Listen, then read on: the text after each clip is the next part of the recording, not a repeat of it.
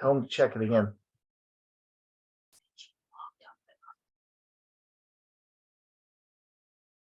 Okay, thanks, sweetie.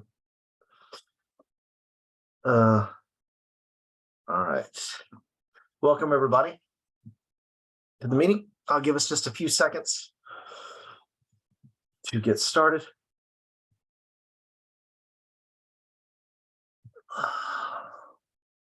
Before we do, I want to read Psalm 67. I will close caption. All right. Psalm 67. God, be merciful to us and bless us, cause his face to shine upon us, that your way may be known on earth, your salvation among all nations. Let the peoples praise you, O God. Let all the peoples praise you. Let the nations be glad. Sing for joy, for you shall judge the people righteously and govern the nations on earth. Let the peoples praise you, O God. Let all the peoples praise you. Then the earth shall yield her increase. God, our own God, shall bless us. God shall bless us, and all the ends of the earth shall fear him. I'm very thankful that we can get together so easily, and very thankful that we can rest in the fact that God is making his name known, bringing about his purposes, being gracious and kind, even amidst the evil and the horrors of this ongoing genocide. And so hopefully you're encouraged in whatever's going on with wherever you are. There's some updates tonight. We'll update what's going on with Ukraine, kind of 1 year after the latest invasion and after 9 years of war. We'll also look at the reality on the ground here of what's going on. We will address some of the aid, what's been happening there, and then we'll turn more specifically to the church. Then we'll look at Crates for Ukraine, what's been going on lately, and all along things that you can pray for and things we can rejoice in. And so if you have a question, you can type that in the Q&A, I believe it is. So feel free to type there. And I have Bradley Cordell here today. He'll be chiming in as well to fill in information, to add truth and focus and troubleshoot, and just be the all-around awesome pants that he is. So let me go to the Q&A. There we go. All right. So feel free to ask questions. There's so many exciting things that have been happening with Crates for Ukraine, and so many different people involved. A lot of them can't make the phone call. We will have this recording. We'll have this recording available as well. If you have any questions, you can go to the CratesforUkraine.com website, where most of the things should be available. Okay. All righty. Well, let's go ahead and I'll share a screen and see if we can get started. All right. So this is, we'll be talking today not only about Lviv, but a lot of the hot areas over here in Luhansk and Donetsk area. This is where Bakhmut is. Some of the heaviest fighting is going on in these areas right in here. We just recently had the president of the United States. He arrived, I think it was on Monday, kind of under cover of darkness. He passed through Lviv in a train and ended up in Kyiv, and that was a very big deal here. I don't know how it was received back in the States, but to come to a country during war, and we had active missile strikes. Well, we had our air alarm system go off while he was there, which I thought was great, so he could kind of get the vibe. So him showing up, I think, was helpful. Obviously, Ukrainians were encouraged by it, but it also Ukrainians are more encouraged by things actually, weapons showing up, and I think they have been showing up a little bit. So we'll hopefully yak about that a little bit.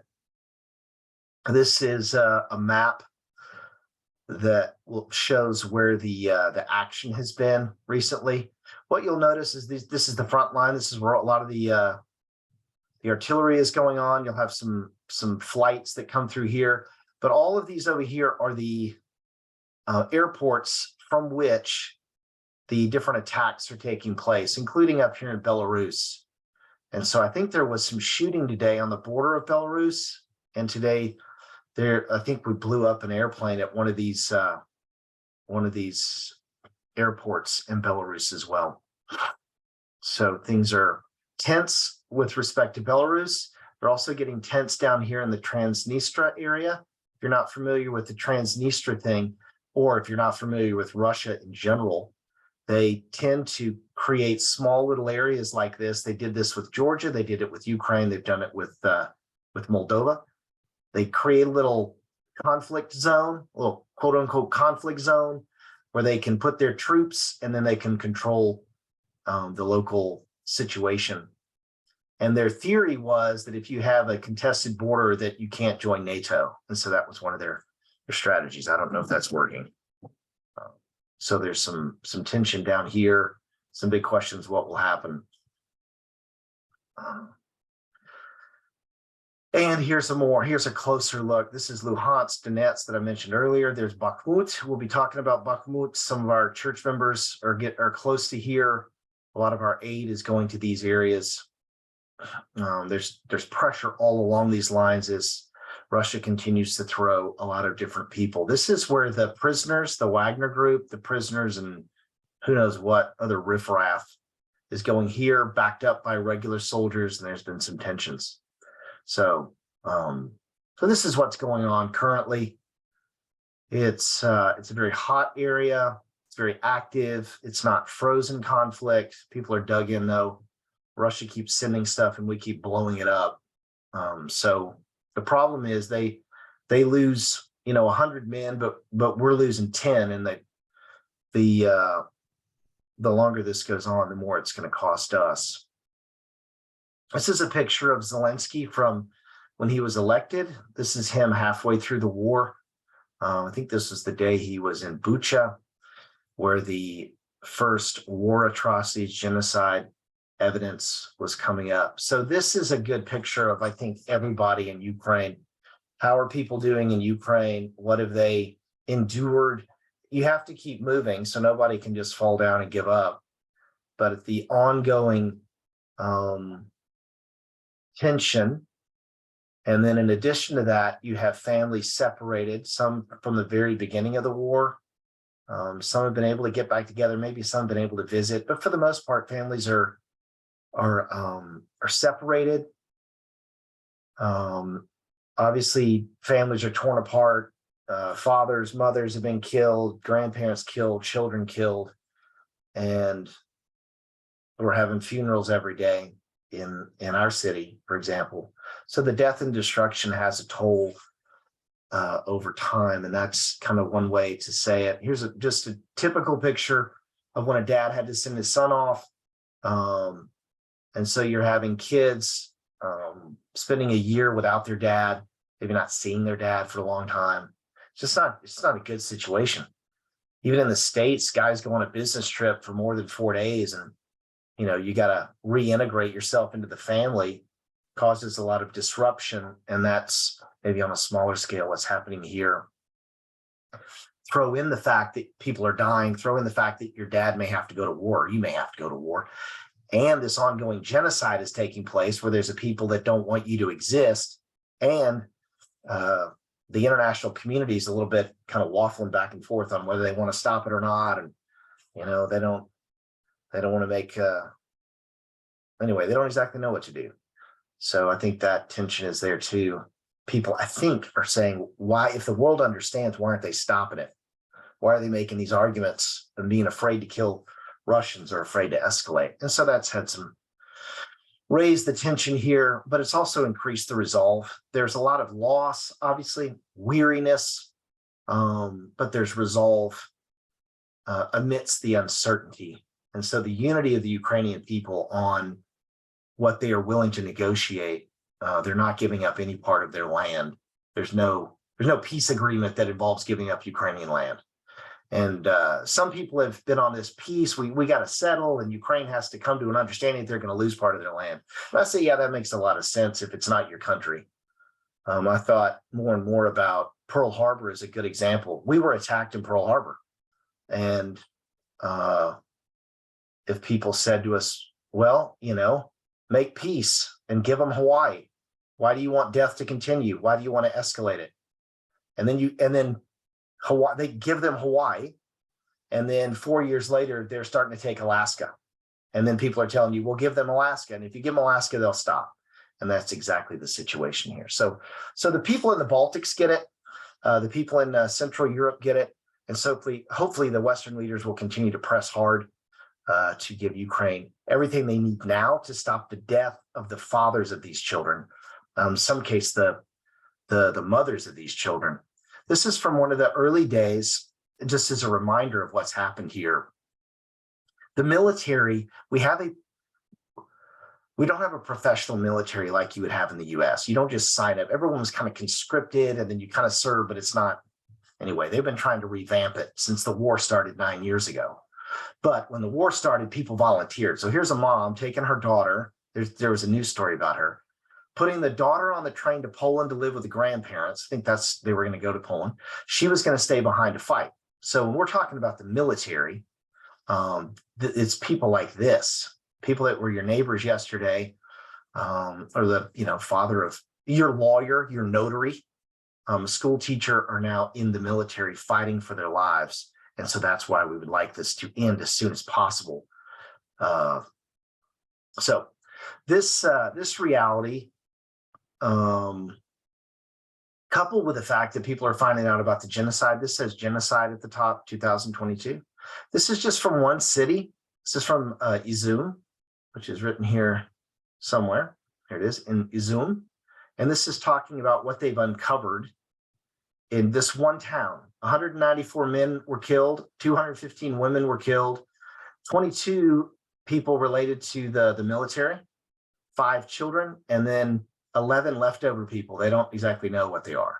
These are people that have had their hands tied, bullets in the head, the whole deal, body parts chopped off. This is the castration, the rape of children, all kinds of bad stuff. So I think these stories, which this is just one city, there's multiple cities and it continues to go on. So any idea that there's some kind of peace or we let the war go, it means you let the atrocities continue for all those occupied lands. So this is what weighs on people a year on. It's hard to get over that stuff. You keep moving. A little bit of traumatized scar tissue, some loss, and everyone's kind of walking a little bit wounded. Some of the other things of getting off this and getting back to how Russia has been trying to attack the electric infrastructure, the power stations, fuel, and our own electric system. So this is a map of where the Russian Federation has attacked the electric energy stations in each. These are states, are called oblasts, and so these are by the month. So this was in October, November, December, so on and so forth. So these are the things that were attacked in October. We have more electricity now and more steady than we had in October, and so that did not work. And it seems like they have created a system that's decentralized enough that they can keep things going. We have a nuclear power plant here that supplies energy, but they're able to do it. So it's one of the upsides over the last 3 weeks, maybe 2 weeks, is electric, that we've had power for maybe 2 weeks, week and a half, something like that. So that is definitely good news. And there was a mild winter. And so it's really helped. It's still really cold over here on the front. So a lot of the winter gear that's coming in is really helping people over here, because it's still minus, but it's in Fahrenheit. It's not like it's like 3 or 4. It's just in the teens, so it was a mild winter in that sense. Before I kind of go on here. Okay. So,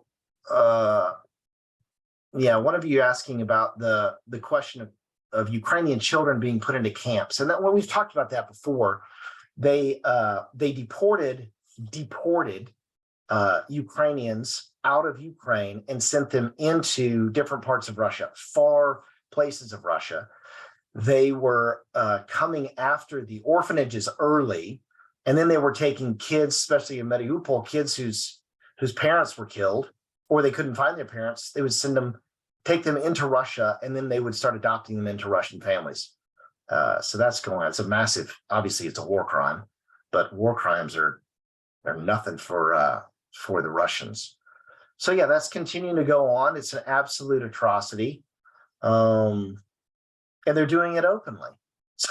So there's a lady, you can go on and see who she is. That's her job, is to relocate Ukrainian children, and put them in Russian families to kind of fix them, to re-educate them and let them know how they've been saved. Something along those lines. Just absolutely horrific. So okay, so this is another thing. This is probably the vibe in the community is heavy. Now, this is from this morning, and the guys are smiling, which is really great to see. But every guy that you see in this picture, starting here all the way around, they live with the constant possibility that the military calls them up into service. And so when I work with these guys, there's just a heaviness. There's just a heaviness of, I don't know if it's going to be tomorrow. And if it's tomorrow and I get called up, is this going to be the end? And then what happens with, and it just goes on and on. Just like, what do you do? Some of these guys are married. Some of the guys not pictured here have children. Talking to a guy, he's trying to teach his wife to drive because he knows if he gets called up, she'll need to move around and do a bunch of stuff to take care of the family. So that's the weight that these guys are dealing with. Then you can imagine some of you were at church today. Just look around, every man from 18 to 55 could be gone, tomorrow. They get papers. And how it works is you're supposed to sign up and you have a ticket of when, like the first wave, second wave, third wave. And we haven't even called up the second wave, but they can pull people off the street. And if you haven't registered well, or if you don't exactly know the law, anyway, you can get caught up. This is our church member, Misha. This is his son here. He's got two sons. His wife, Irena, she works with InterVarsity. And so Misha was called up, had to go to the hospital. You have like 2 days of medical test, and then boom, he was gone. He's in an outfit here somewhere in the West. He's cooking and doing stuff, and they may send him. I can't tell what's going on. Praying for him like crazy. I don't know what's going to happen, but he could go closer to the front. Who knows? But that family now has, dad doesn't live with them anymore, and we don't know what's going to happen. So these are church members. Here he is speaking at church, asking for prayer, encouraging him. Obviously, he's got an eye on how to care for people while he's there, but it's just really tough saying goodbye to your family, not knowing if you're going to see them again, as you can imagine. And that's the vibe for everybody. So this is Valak. He got called up. He said he could go to the UK to be trained to be a shock troop. He passed on that and said, I'll take my chances. And they put him in charge because he's a specialist in computers. They put him in charge of something. So he's living somewhere doing mysterious stuff. This is his young wife, which is the daughter of the pastor in Odessa. So another church member in the military. Here's a guy, I won't say which one, but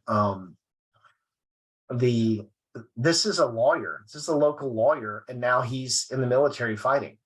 The reason that I bring this up is because, here's the other guy. This guy spent a year. This is a friend of Vikan Vasia Connection.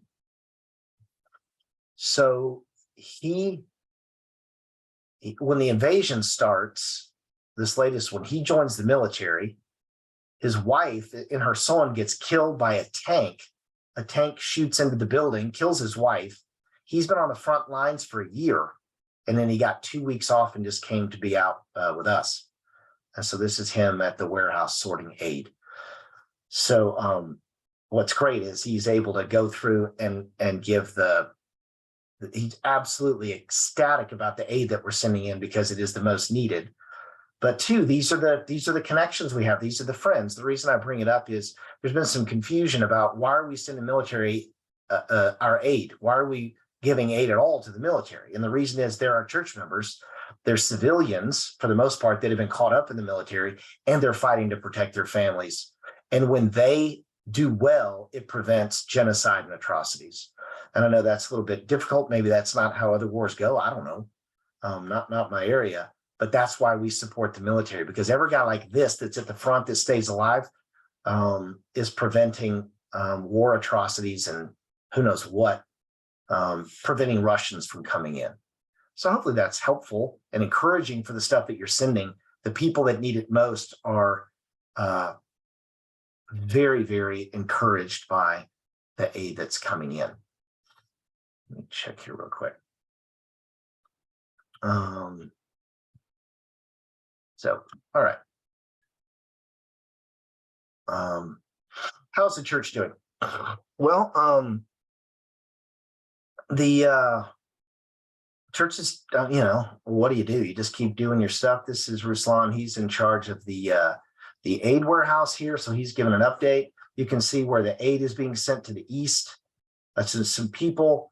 He's reporting back that a lady, I got a phone call one day from Nicola, and he said, hey, there's a lady that's come by the church and she's looking for our group and she wants to thank somebody. I was like, well, I don't know what that's about. So Ruslan came up and talked to her, and she's from Melitopol. Well, Melitopol is way, way over in the occupied area, near Mariupol over there.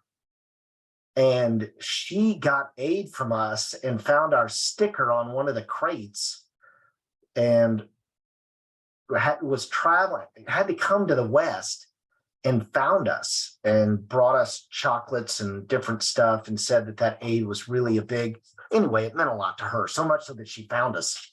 We don't know who she is. Obviously we do now, but that's the kind of thing that is going on in the stories that are being told. And multiple stories of people communicating back with us where their lives have been saved, which those are the best stories, where your aid was able to save a life. This is something that's happened at the church lately after church. I don't know what everyone's theological beliefs are with respect to, who knows what, games or cards or Sunday or whatever. But wartime, these kids stick around in the church, and all of them play chess together. Let me see if there's another picture here. And when people come together for church, they just stay for a very long time. For probably 3 hours after the service is over, people are hanging around. And it's just so good to be together in a community where you don't have to say anything, but you're together. You hold the same hope. You can encourage one another, pray for one another, cry for one another. Someone has to talk. Someone wants to sit and be around people, but not say anything. And so this is what's been going on at the church. We continue to do, these are the church plant interns. Each three of these guys here want to, in the next, 4 to 5 years, plant a church somewhere in Western Ukraine. And so they're serving in the church, getting experience throughout the different ministries of the church while preparing to launch their own church plants with teams and do all the demographics and do the financing and all that stuff. So we're continuing to do that. We meet weekly. He's working in our Leopolis, like an RUF type ministry. He's doing a young professional ministry. This is the leader of this is John Powell leading the Leopolis ministry. And then their wives are participating in the various ministries of the church. So when they go to launch their own church plant, they have this as their experience. We definitely don't know what we're doing, but we're willing to share our ignorance and pull people into the community. So you can pray for these guys and their wives and the future church plants. There is a great need. The only hope is Christ and his church. And we're hoping to follow that up with aid and continue to build other teams in Ukraine. So you can pray for these guys. Now I want to talk about aid. If there aren't any more questions about the general context of what's going on, obviously there's so many different things to talk about with getting and securing weapons, the war being turned into a political tool in the West. You guys are experiencing that more than I am, but you got far left and far right, and then you've got everyone kind of jockeying for position. I suppose the presidential election is going to come into this as well. And so how does Ukraine secure weapons to prevent these dads and moms and everyone from dying as soon as possible and not getting caught up in some kind of external geopolitical power struggle, which is what's happening. So we're hopeful that we can get some weapons and that we can push people out of the country that shouldn't be here. Okay. All right. And then with respect to Moldova, we're keeping an eye on Moldova. They're agitating, and Russians are agitating in Moldova like they did in Georgia, like they did in Ukraine. And so there's not an easy way for them to get into the Moldova from the sea, because Russia's proven inept and Ukraine fairly confident and competent. So we're keeping an eye on that. So Crates for Ukraine. Here's some crates going in. This is Chattanooga. We have a warehouse in Chattanooga. And so people are dropping off those crates. And then this is the aid team.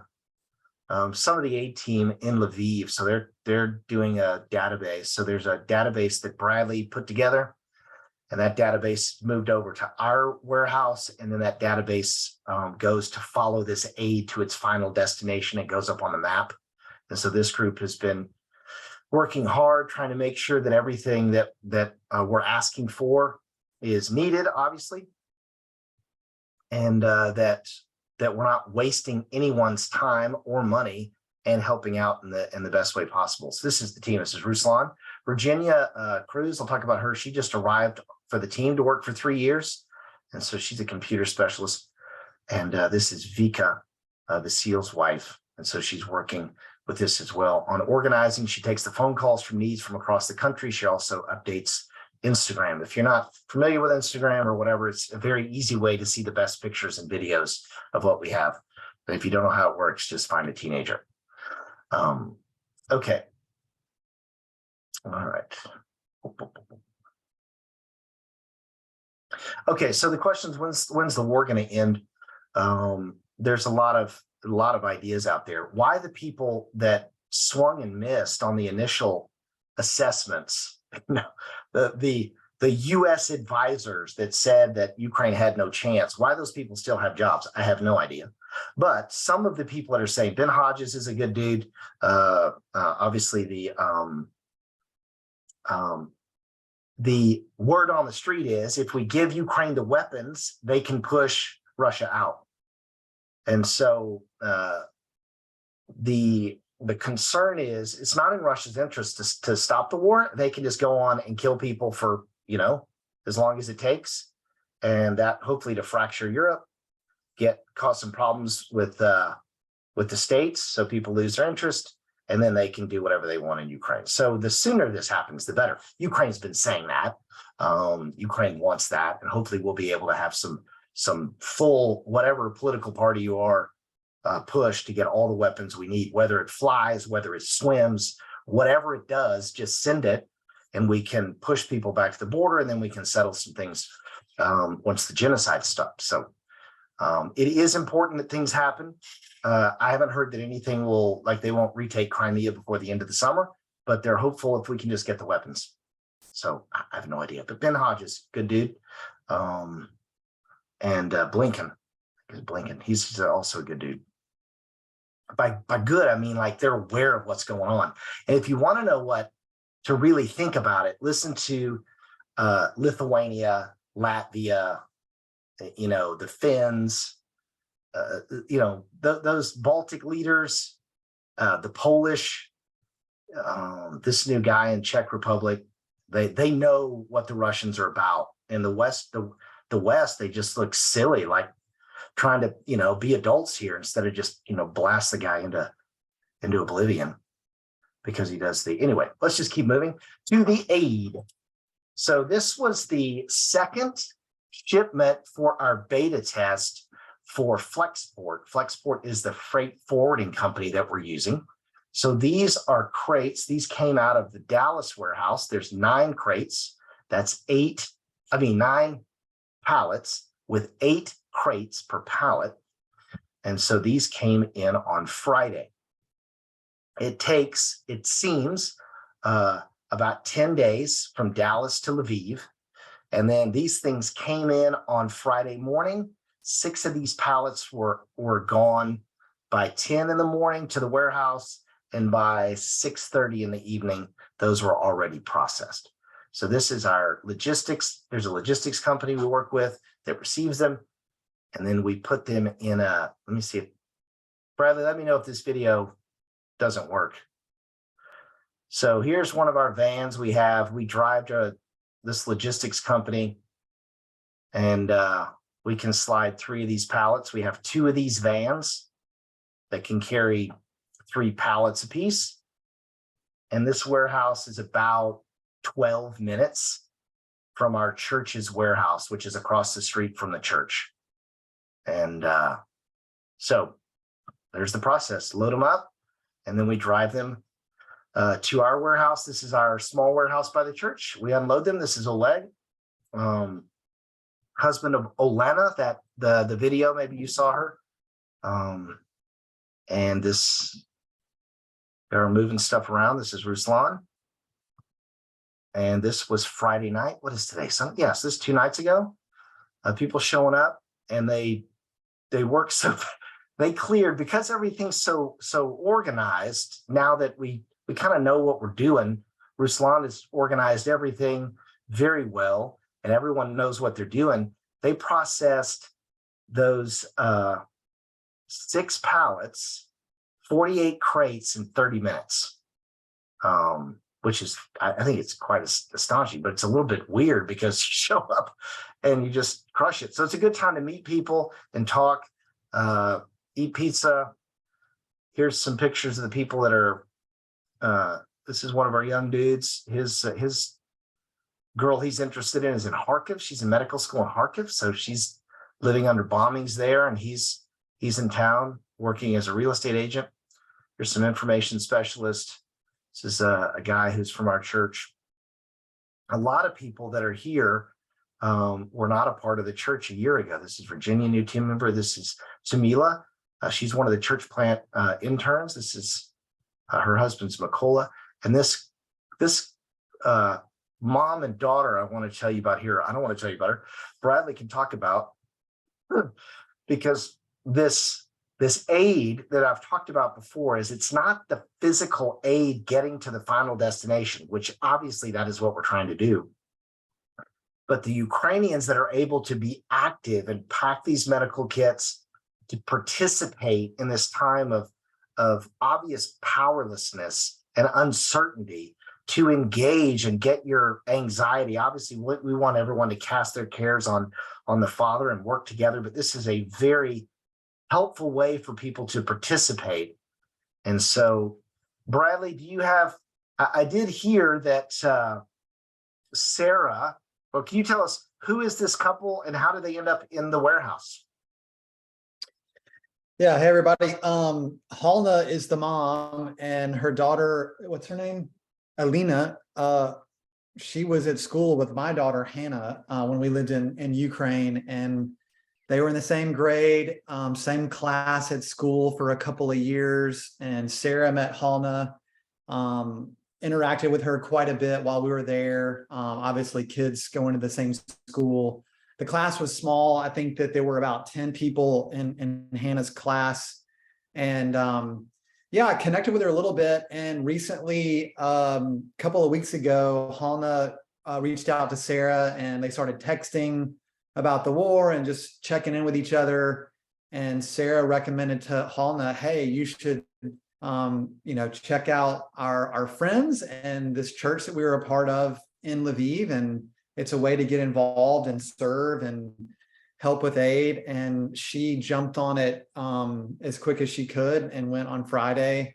In fact, Halna wrote my wife, Sarah, just recently, Saturday. When did she send this? Saturday? And this is what Halna said. I'm going to read this if it's okay with you, Doug. Yep, please. She wrote my wife, Sarah, and said, I really rested my soul with your friends. She's speaking about the group in the warehouse here. I really rested my soul with your friends. They are wonderful, and it's not just words. Thank you for everything. I'm very sorry that you and I did not become closer friends when you were here. It's just that the children were too small, and then maybe the war here changed us all, and I began to appreciate humanity and kindness even more than before the war. I hug you, my dear. I hope someday that we will see each other again. And yes, your friends added me to the group, so now I will know what they're up to. And she wrote Sarah some more about just being so impressed with the organization and the hospitality and just letting her come. And like Doug was saying, this is these sorting nights and collecting aid and helping. It's giving people an avenue and a pathway to get involved and plugged in. And we don't think Helen is a believer, but she's being exposed to other Christians and this Christian community. And we're not sure what the Lord will do with that. You can pray for her and her daughter. Maybe this is the beginning of her involvement with this church community and hopefully a relationship with Christ. But that's one, small short story of how God is using the aid. Right. Yeah. Very encouraging. There's Nicola. I've got another picture of her here somewhere. I'll have another picture of the daughter. Here's these are the stickers that we send out. This is how that lady found us, who was in the occupied area. So it just says the Lviv Reformed Church of the Holy Trinity. It's got the church website and our publishing house, Kratevo, which Bradley is the director of and just crushing it. The largest Reformed publishing house in Ukraine. And now that Ukraine language has just soared. I mean, people are dropping the Russian language who are native speakers. This publishing house is good. So you can go on that website and you can download the digital copies of books very easily. Here they can call in and also request aid and get in line. So just some of the things that are going on. This is something we received last week. So what we do with the aid is we unpack some of the medical aid kits and then repack them and send them to the front. And we've got a massive amount of very helpful things that can save your life if you happen to meet, run into, or get even close to Russians. And so this is a message we got. This is one of several we've received in the last month or so that says, so we received a word from a guy who we helped, and he wanted to give a big thank you for the aid. And it said, he was saying, we could go on Instagram and see the guy, and that we call him a kitchka. It's the medical kit saved his life. And it says right here that he was in Bakhmut. And thank you very much for all that you're doing. So that's really rewarding when you realize that everyone's working together and it's bringing about saved lives. Not only is the aid getting there, there's the daughter right there. This is one of Sophia. This is my daughter, Sophia, one of her friends from school. This is this girl's dad who comes. He started picking up aid to send it to his friends in the East. And now he has brought several guys with him to come because the aid is so high quality. I mean, the stuff that we're sending, you can't buy here, regardless of what anyone is. You cannot find this stuff, especially the medical. You can't find it for this price, all of it. It's still cheaper in the United States. And you can't get it that quickly and in these quantities. So this guy saw the aid and he's like, you guys are legit. So he's coming. He helps now just unpack aid and help out because he wants to be a part of helping and being part of the chain. And these two little monkeys run around and actually do a lot of work, which normally you're looking for opportunities to spend time with people. And in the war, this is a perfect opportunity to do that. Here they are just taking over. They know what to do. They've been several times. And unpacking aid. So here's the mom and the daughter talking with Smosh family. Here's some other young, I guess everybody's young relative to me, younger people there. Yeah, here's the daughter. She was doing some stuff. These are looks like some water tablets, helping out. So let me see. I think I have yeah. Here's the guy, Sasha, kind of joined the church. Virginia's jumped in. This is Natalia, a girl. And we finished up real quickly. Here are the little monkeys over there. Here's some of the medical aid. That's Andrew Shepard. So this is very interesting. You see this portable stretcher. I don't know what we call it in English, but they're very helpful. And so we were just practicing these in the warehouse. Okay, so I mean, it's kind of obvious what it's used for. So these things are really requested at the front. And let me go back here. They're requested at the front, but there's no need to buy those anywhere else. There's Ukrainians that are getting the material and they're making them themselves. So that green thing right there is made by this Ukrainian company. So we went over, Ruslan has been interacting with them and finding out what are they making so we could buy it because it's being requested from the front, and how do we line up? So we put in an order with this group to buy these stretchers. We also looked into maybe buying our own sewing equipment to make them ourselves, but that's a whole nother story.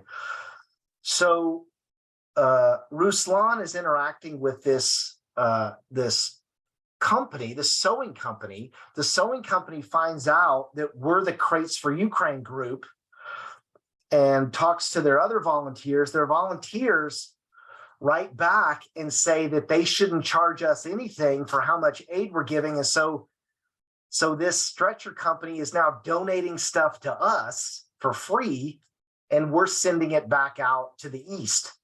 So that I thought was pretty amazing. And so that was that video was our first chance to check these things out so we could see if they're really good or whatever, they're really well done. Well, you obviously trusted it, because if I saw right, you tested it on your only son there. So obviously you had great confidence in it. Yeah, honestly, he did not have much of a choice. But look, you can see it's made really well. And this is what I've learned, this crisis and necessity, you make garbage and they find out, someone will come and take your head off for sending garbage to the front. So that's really good stuff. I've been really impressed. So these are some of the things that have gone up front. These are not our church members, but they very well could be. Just to give some pictures of aid. These are the kind of folks, and this is, whatever she was doing before, who knows, reporter, lawyer, computer specialist, and now she's all in it. So these are some of the very, very, what do you call it? People really want these things that you guys are sending in. And so we send this up to the front. A lot of our stuff's been going to Bakhmut because that's where most of the stuff's been going on. See these guys with this stuff, which is life-saving for all of them if they get in a bad spot, and hopefully they don't. Here's a lady. This is actually one of I've known this lady from the 90s. Hey, Bradley, this is Peter's mom, by the way. So flashlight, vitamins. I don't know if this is for her. I don't know if this is for her neighbors. Odessa had a very big electricity problem here a while back when this photo was taken, so it was a big help. And then here are the girls. So they had a thing where the girls baked a bunch of cookies. You take it to the school, you sell them. This is 5 hryvnia for a cookie, which is not much at all. It's like 40 hryvnia to the dollar. So they sell cookies, raise a bunch of money. It goes to the front for medical stuff or for the men to protect everybody. So that's what's been going on life-wise. If we want to talk about crates again, at least some of the let me go back here with a good photo we can. I'll interject real quickly on crates for those listening that are still packing or securing supplies. That picture of Sophia showed an item we are in desperate need of. Just this weekend, I updated the list with, so those are body wipes right there.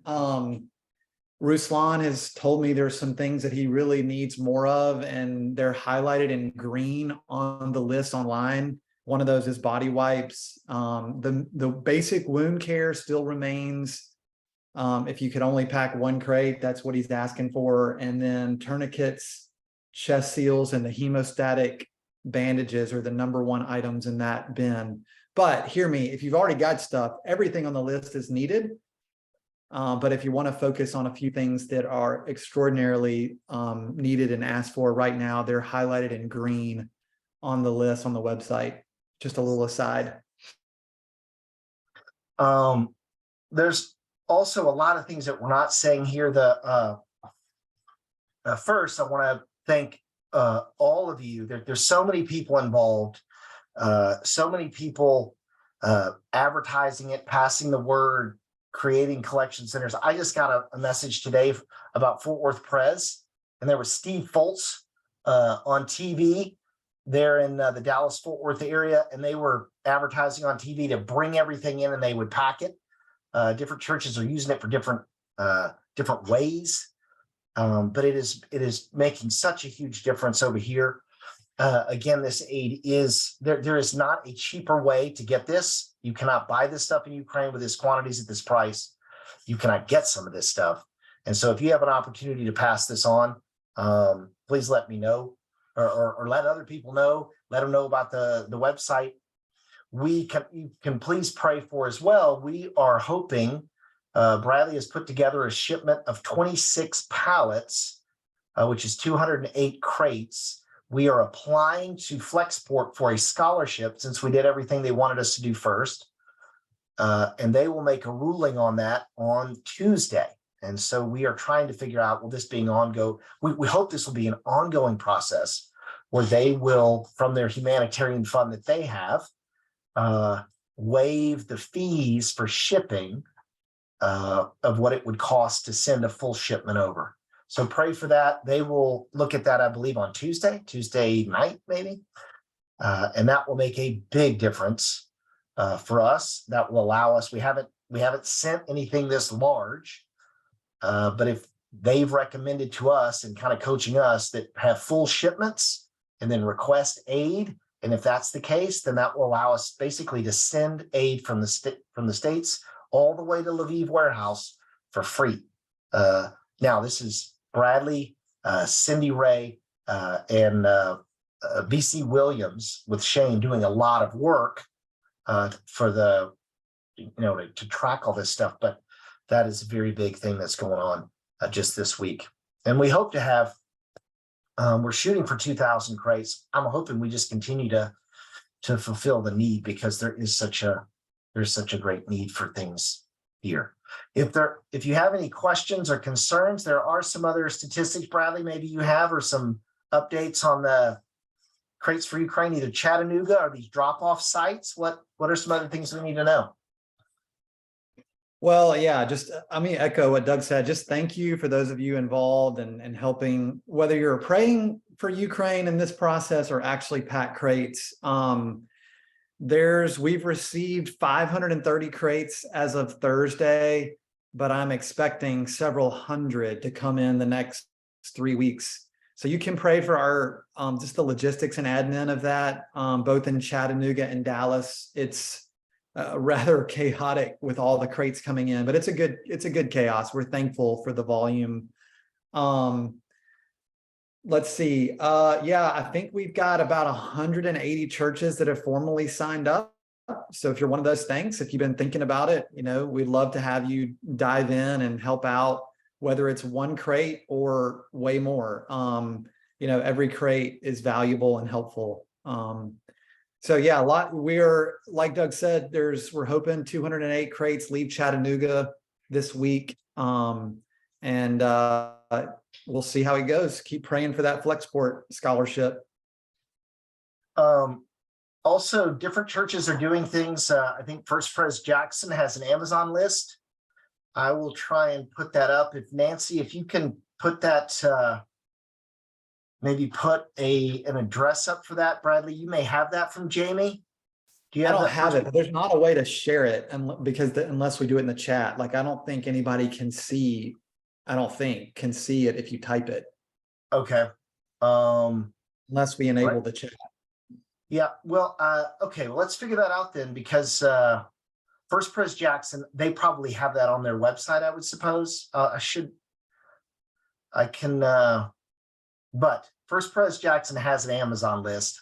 I will try and mention it. If I can see it, I'll read it out myself. I'll do sign language for it. Be a lot of letters and numbers. I'd love to kind of see Yeah. that. I mean, that would be a Hopefully great thing lot to of record L's, forever. ones, And zeros and O's. Yeah, we'll do what we can here. Okay. Oh, wow. Yeah, right. I tell you what, I can enable a chat, can I? yeah, you should be able to.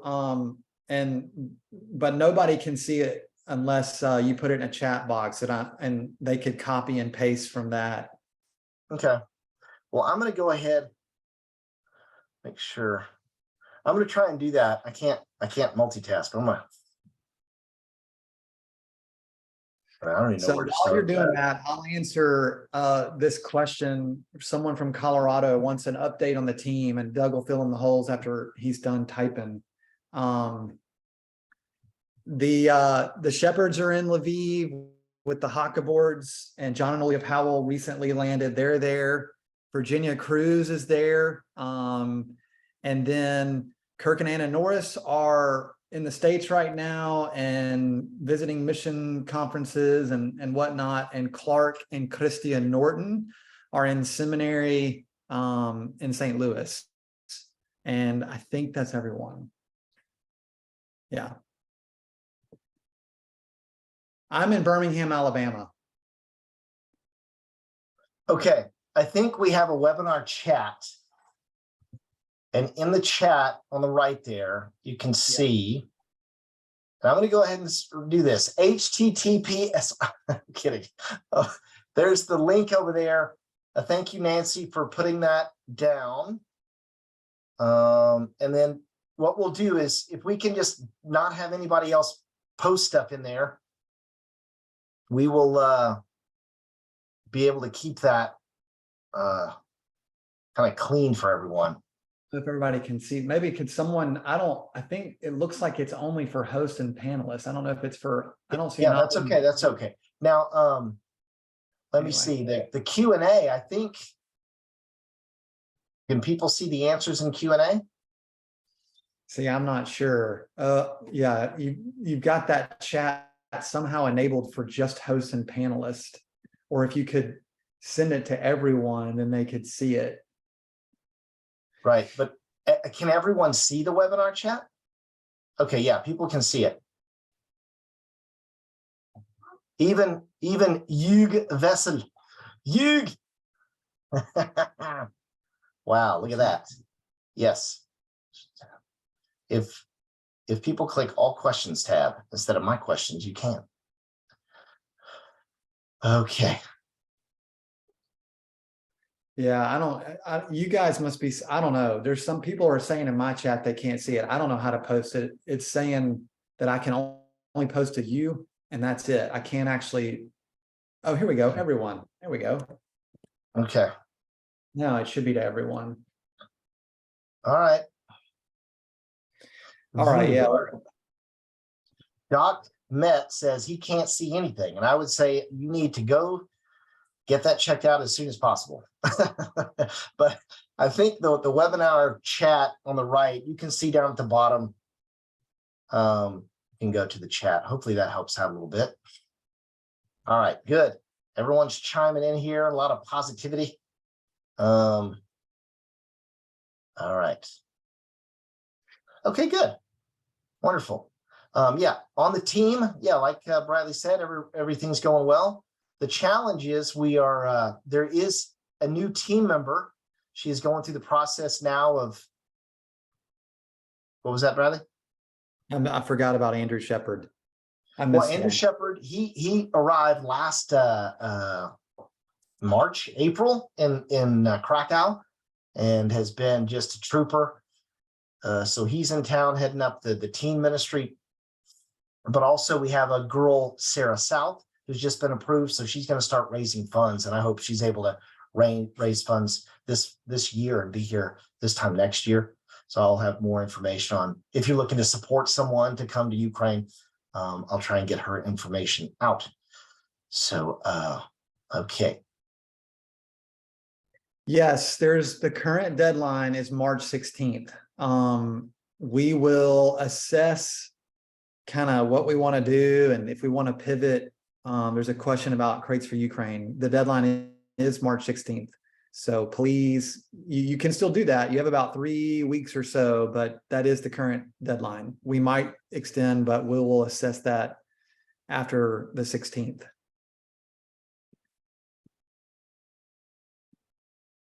Okay. Okay. So do we hear from the team members in Odessa? The Odessa team members, well, both the church members, pastors, and team members, we're keeping up with them. The team members are in Romania, in Brașov, Romania, and Bob Burnham is there, and leading the team. Their daughter is in school there, so they're kind of locked in until the end of the school year. Bob's able to take aid in, and so they're kind of riding this out and working within the community and the Ukrainians there in Brașov. The church in Odessa, they're continuing on. It's gotten a little bit easier over the last week due to the lack of more electricity and more mild weather. So we do not have any military activity in the sense that there's nothing really going on. We have air raid sirens that'll go off. If they're targeting anything, it'll be infrastructure. So we don't have anything like that. There is something to watch with Belarus because that's so close.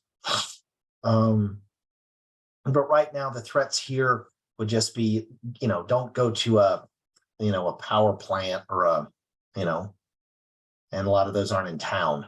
So we can hear a couple, let me see, last week I had a team meeting and you could hear the what do you call that? The air defense system, blowing up in the sky, shooting stuff down. Excuse me, but there's not a real threat here. They have not targeted civilians. They're not doing a whole lot in Western Ukraine. So, okay, well, you guys have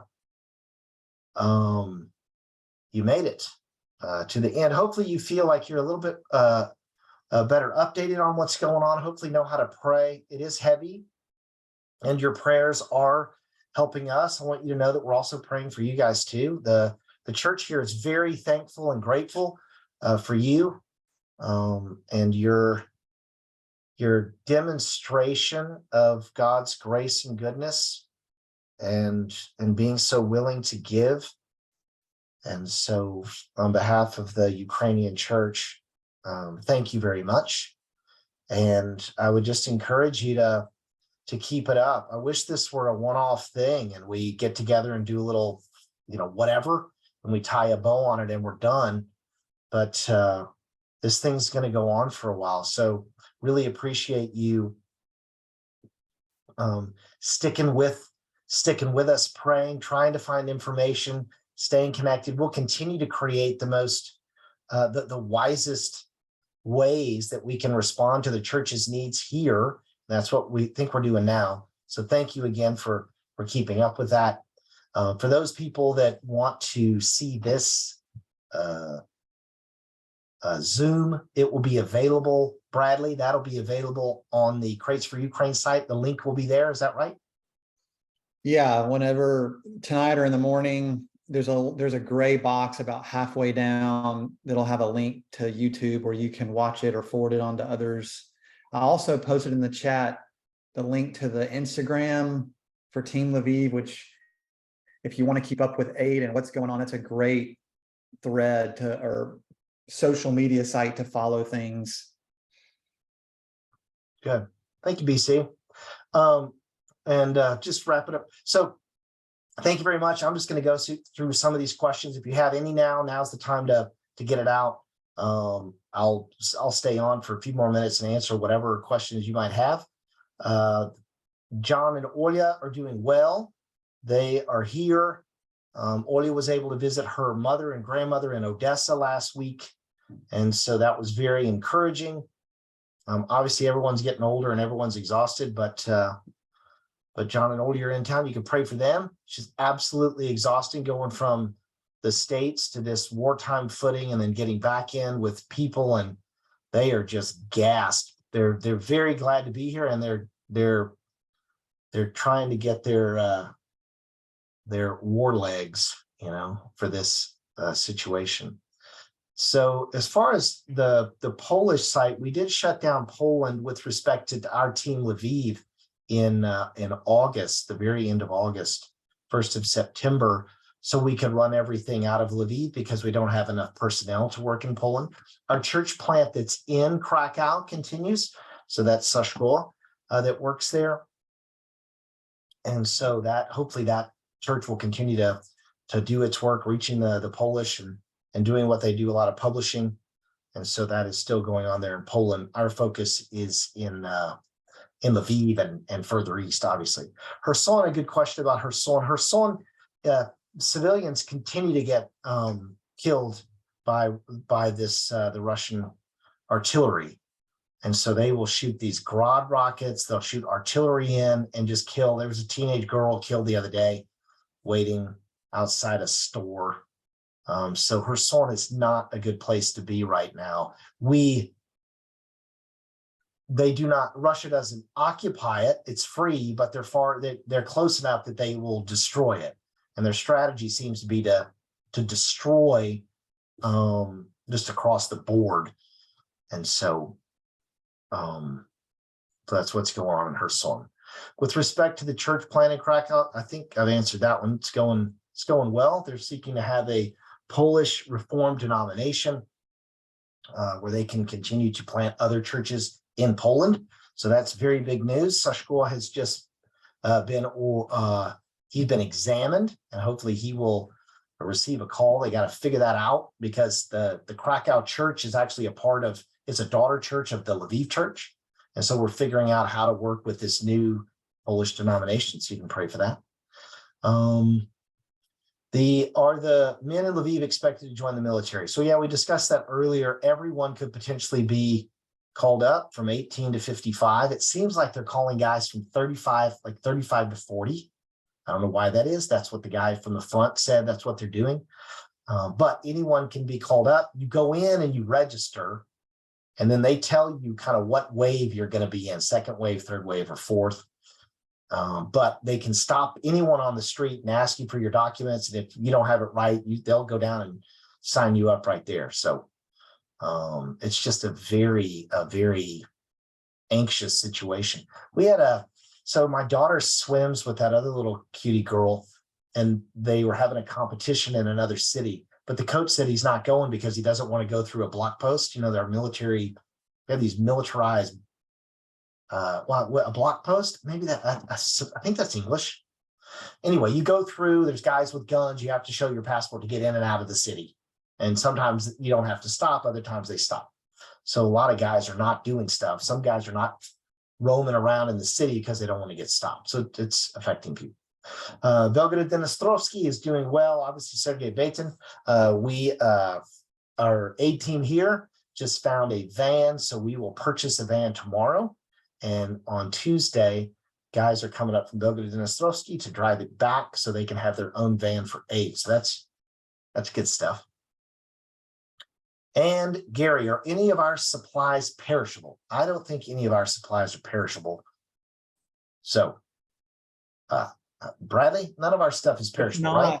It's not, but some of our medical items and that kind of thing, the over-the-counter stuff has expiration dates. Right. So yes, they are very long. But we do have items in the med and even on the wound care that have expiration dates. Okay. Okay, Nancy, you can put your email address in there. Sorry. I got it. I got her email. I just want to clarify something on their list. There's something I see on it that needs to be addressed. Okay. All right. So thank you very much, everyone. If there's any other questions, you can contact Bradley there. The contact information is on CratesforUkraine.com. Pray for Flexport to give us a scholarship this week, and pray for everyone seeking to do evil to be thwarted, and for those trying to uphold righteousness to do so, and for God to reach his people for his glory. Obviously, we could pray for him to come again soon. But if he chooses to tarry, pray that he would tarry by sending a lot of physical weapons to the Ukrainian people. So thank you very much. Look forward. We'll have another conversation at the end of March. So I look forward to seeing you then. Thank you so much, and pass along our love and big hugs to your friends and families and churches.